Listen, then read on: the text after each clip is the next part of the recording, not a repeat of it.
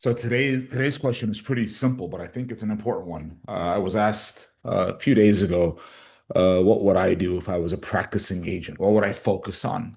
I don't think that there's a single playbook for that fits everyone. But I do think that what I'm about to go over is something that you should definitely consider because the reason I say it's not fit for everyone is because if you're in a different market, you have a different personality. Everyone has different strengths.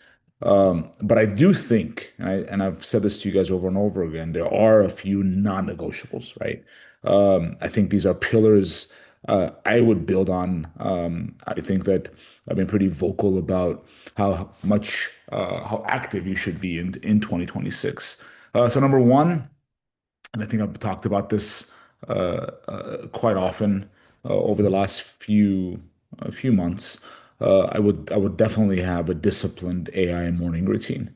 I think that this is critical for everybody, right? Before the world wakes up, what I would do is I would take about 30 minutes working on my digital presence and increasing my AI score, right? Your AI score is something that you should definitely focus on. This isn't about fun, right? It's not about tools.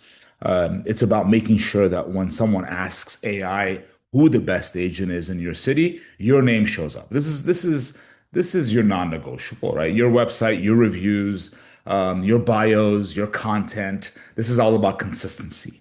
All of it feeds those machines that now influence consumer behavior and decisions, right? I've already given you guys a roadmap, and I plan on giving you more and more and more. As a matter of fact, all January, February, and March, we're going to be very consistent with actually coming to your office and making sure that you're on track. The agents who treat this like let's say like the gym, right? Daily, it's boring, but it is non-negotiable. Those are the agents that are going to win.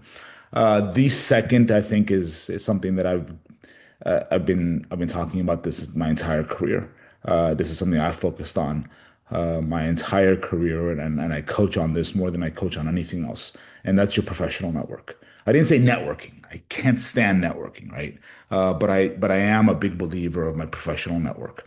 I want to make sure that you guys understand how important this is. I think this is timeless and heavier than any other domino. If I were practicing, I'd be obsessed with the quality of the professionals around me, right? The electricians, the roofers, the attorneys, the CPAs, the contractors, the financial advisors. I don't think it's about collecting business cards, right?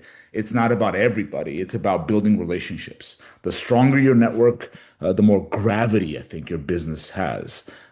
Deals move faster. I think trust transfers quicker. Problems get stalled instead of stalled.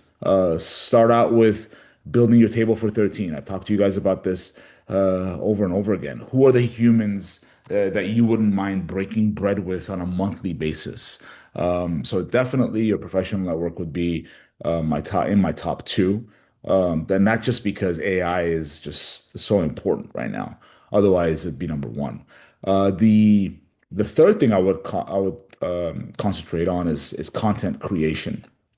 And I think that too often you guys get ahead of yourselves and overthink everything. I think consistency beats creativity. I think in 2026, content isn't optional. It's about how you establish authority. I would commit to becoming the clear voice, for example, in your own community. Don't think about virality, right? It's not supposed to be viral. It's not supposed to be flashy. It's supposed to be useful. I think local is more important than any time right now, and or anything right now, excuse me. And you have to be reliable, right? When people see you everywhere, for example, market updates, listings, education, your wins and your losses, right? Your losses are more important than even your wins because people love seeing others lose, right? And the more you lose, believe it or not, the more people will share. And it's okay to be vulnerable, right? If you do all this, you'll stop being one of the options, and you're closer to becoming the only option. And number four, and I've said this to you guys, I think over and over again through all these years, is database management.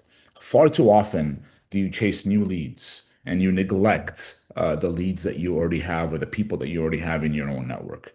I think this is the key to any business, especially the real estate business. If I were practicing, my database would be clean. I'd be very organized with it. I'd make sure that everybody is tagged and I'd actively work it, right? Past clients, current clients, future clients, professionals, friends, family. Everyone is accounted for. Everyone, for example, is put up on listing alerts. Every opportunity, I think, you already exists inside of your database, right? I don't think you need to look outside of your database. Difference between agents who struggle and agents who scale, I don't think it's talent. It's systems and follow-up. Stop chasing new leads under your current database, or stop chasing new leads until your current database is all set up. And I think it has to be set up to perfection. I don't think any of this is flashy, right? I don't think any of this is new.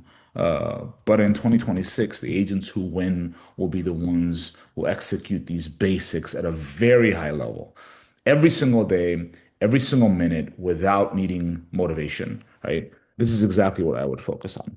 Cheers.